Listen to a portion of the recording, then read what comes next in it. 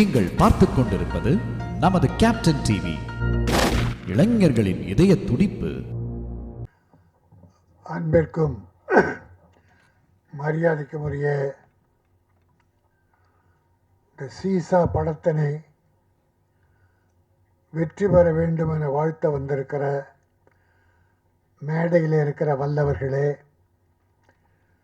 இதழில் அமர்ந்திருக்கிற உள்ளத்தின் அடித்தளத்திலிருந்து ஆழ் மனதிலிருந்து வாழ்த்த வந்திருக்கிற நல்லவர்களே, உங்கள் அத்தனை பேருக்கும் என்னுடைய நன்றி கலந்த வாழ்த்தனையும் வணக்கத்தையும் தெரிவித்துக் கொள்கிறேன்.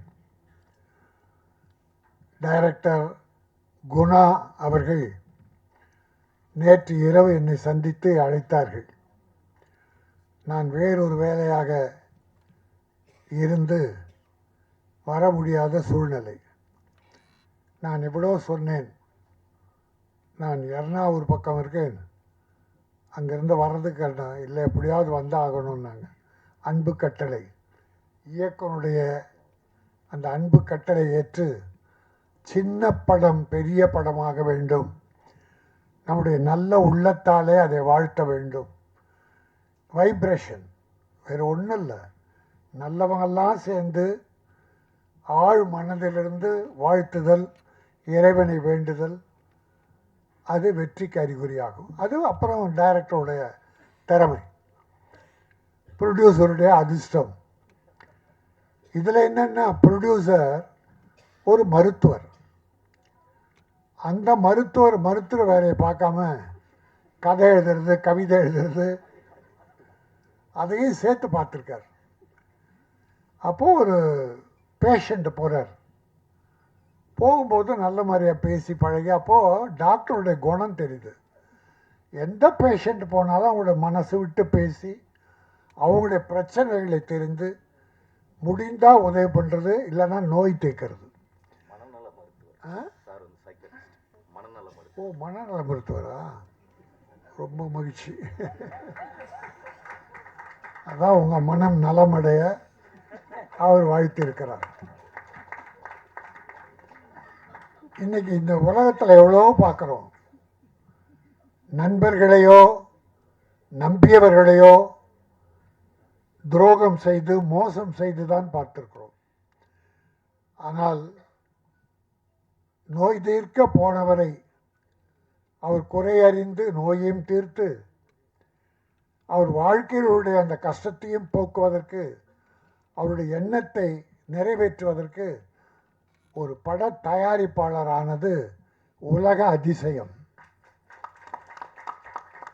அது அந்த நல்ல மனம் வாழ்க,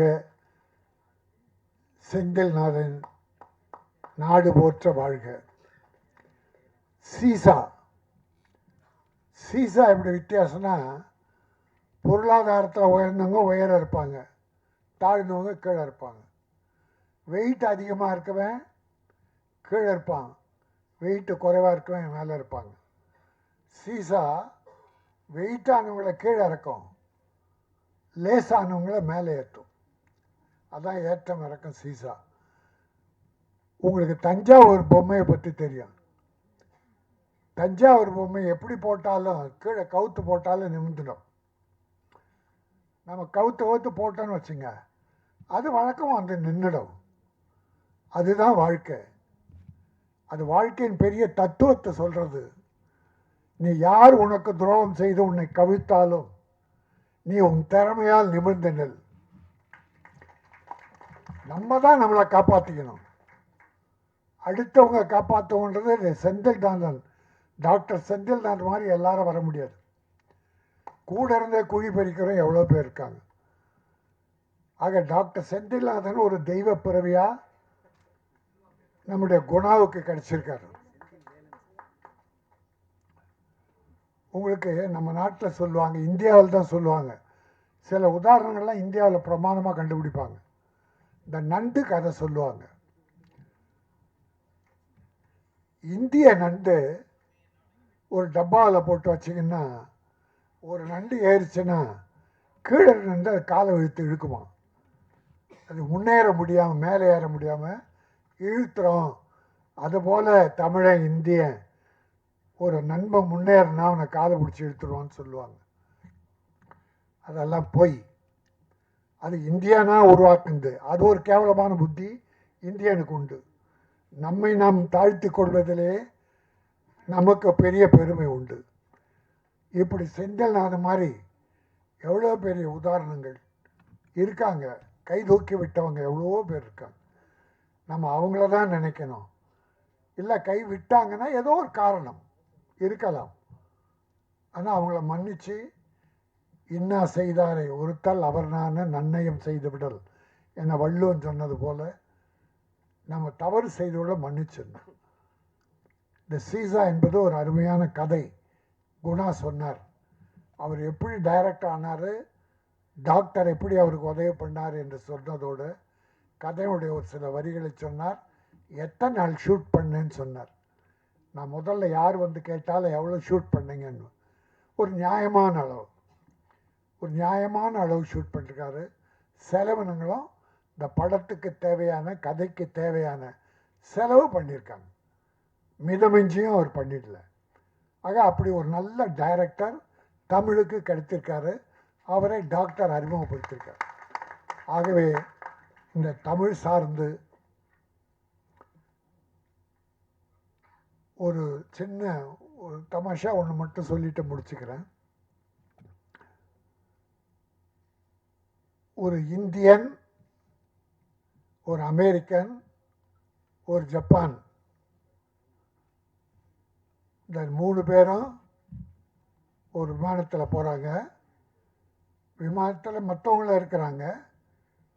விமானம் தாங்காமல் தடுத்தம் ஆடுது. இப்போ யாராவது ஒருத்தர் குதிச்சா இந்த விமானத்தை காப்பாற்றலாம் அப்படின்போது 3 பேர் கடவுளை வேண்டிக்கிறாங்க. கடவுளே, என் இந்தியாவை காப்பாற்று. அமெரிக்கன், என் அமெரிக்காவை காப்பாற்று. ஜப்பான்காரன், ஜப்பானை காப்பாற்றுன்னு கடவுளை வேண்டிக்கிறான். ஜப்பான்காரன் கடவுளை வேண்டிக்கிறான், கடவுள் ஆசீர்வதிக்கிறார். அமெரிக்காக்காரன் கடவுளை வேண்டிக்கிறான், ஆசீர்வதிக்கிறார். இந்தியாக்காரன் கடவுளை வேண்டும் போது கடவுளே அழுறார். கடவுள் ஓன்னு அழுறார். என்னன்னா இந்தியாவை காப்பாற்றி இந்தியனே இல்லை. சரியா, இந்தியாவிலேயே ஆட்கள் இல்லை.